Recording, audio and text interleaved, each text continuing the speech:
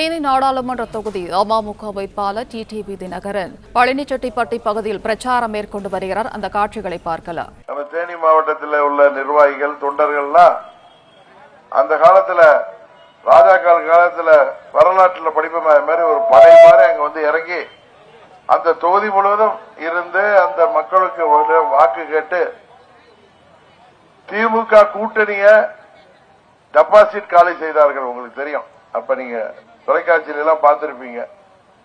திமுக கூட்டணி டெபாசிட் போயிட்டு பழனிசாமி இப்ப ஆட்சி பொறுப்புல இருந்தாரு.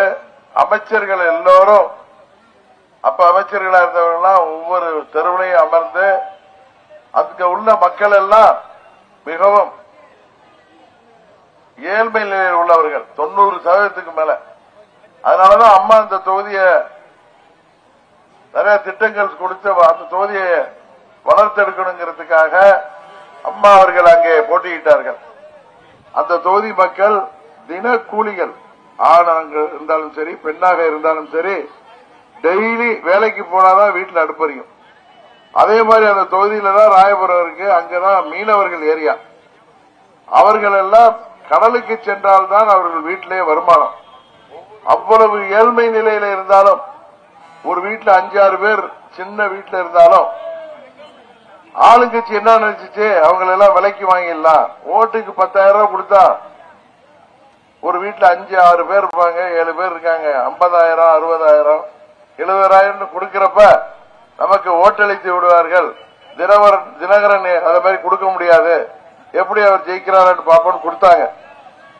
ஆனால் உங்களுக்கு தெரியும், அவர்களின் பணம் எல்லாம் அங்க வேலை பார்க்கல. அந்த ஓட்டு எந்திரத்துல இவிஎம்ல குக்கர் பட்டனை ஒவ்வொரு பூத்துலயும் அழுத்துல அதுல ஓட்டு போட்டதுல பட்டனே கலந்து இருந்துச்சுன்னு வாக்கு எண்ணிக்கையின் போது அந்த அதிகாரிகள் எல்லாம் சொன்னாங்க. நம்ம நிர்வாகிகள் எல்லாம் போயிருந்தவங்க எல்லாம்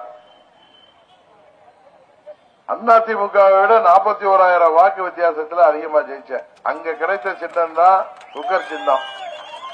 தேர்தல் முடிஞ்சு நான் நன்றி சொல்ல போனப்ப, தெருவா போனப்ப, இதே மாதிரி தாய்மார்கள்லாம் கூடியிருந்தப்ப ஒரு பெரியம்மா வந்து எனக்கு ஆரத்தி எடுத்து பொட்டு வச்சாங்க. அவங்கள்ட்ட கேட்டேன், உங்க வீட்டுல எத்தனை பேருமா இருக்கீங்க அப்படின்னு கேட்டேன். அவங்க நான் எதுக்கு கேட்கிறேன்னு புரிஞ்சுக்கிட்டு, எங்க வீட்டுல 6 பேருப்பா, 60,000 கொடுத்தாங்க, ஆனா நாங்க அவங்களுக்கு ஓட்டு போடுவோமா, உனக்கு தான் போட்டோம்னா பணமே கொடுக்கலையம்மா எனக்கு போட்டு. அந்த பணம் யார் பணம்? எங்கள் வரி பணம். எங்கள் வரி பணத்தை கொள்ளையடித்து எங்கள்கிட்ட கொடுக்கறாங்க.